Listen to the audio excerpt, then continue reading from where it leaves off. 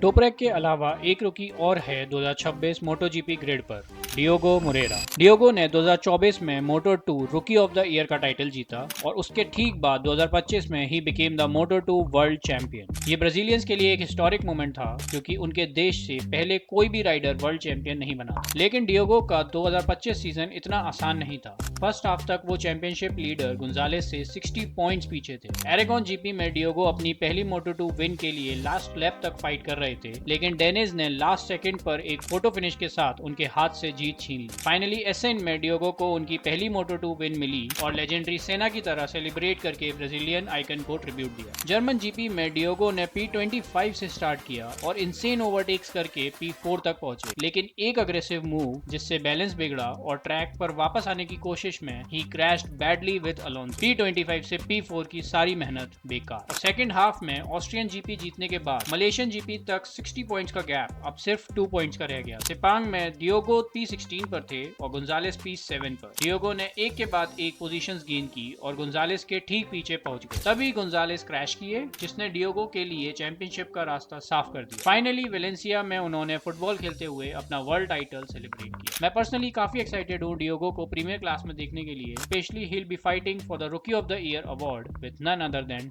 टॉपरेक। आप लोग किसको सपोर्ट कर रहे हो कमेंट्स में बताओ।